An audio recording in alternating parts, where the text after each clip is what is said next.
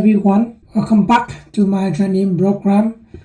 In this video, we're going to learn how to solve the last problem of the problem set 02. Okay, in this problem, we still have the number n is a positive integer number, and you need to find the number n2. n2 is smallest prime number bigger than n. So let's discuss how to solve this problem. I prepare some material for you here. So the output n2, the input is positive integer n. For example, if I give you number n equal to 7, so the output must be number 11. Because we have a number 8, it's not a prime number, so we consider the number 9. Number 9 is not a prime number, so we move on until number 10. Number 10 is still not a prime number, so the next one is number 11, so we see the prime number. So the prime number is the smallest. In here you can see the smallest prime number bigger than n. Okay, this problem is opposite to the reverse one. In the reverse one, we're going to use for loop. But in here we need to use while, because we don't know the upper bound. It's an upper bound of the loop.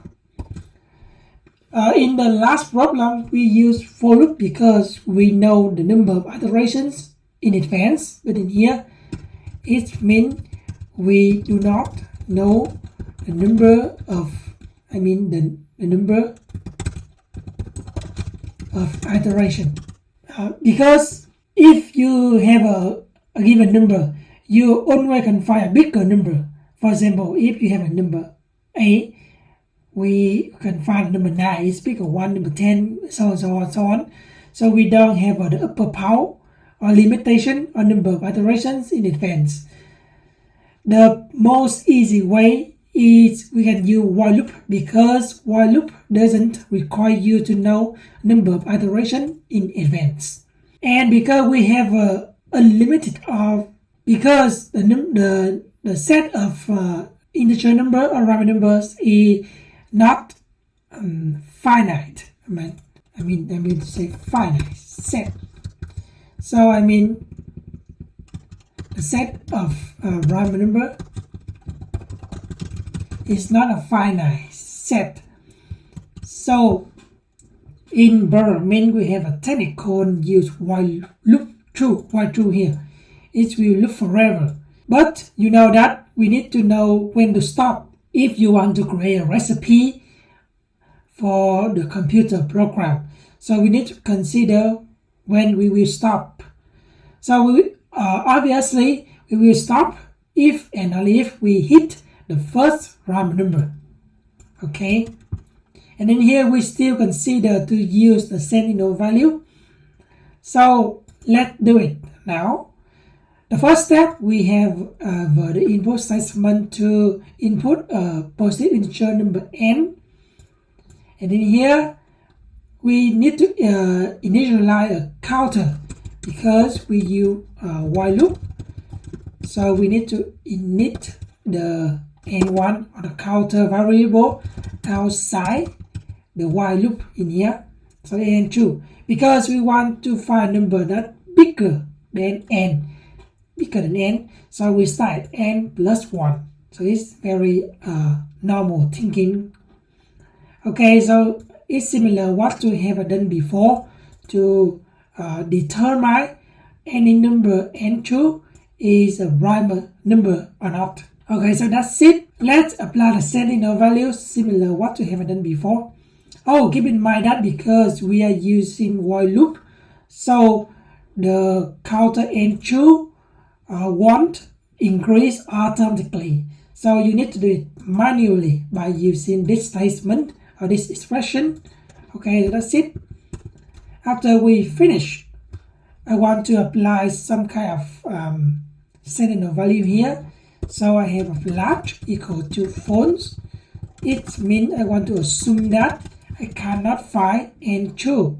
And when I hit n2, I gonna modify the value of flat become true, and then when I exit the while loop, I will consider the value of flat.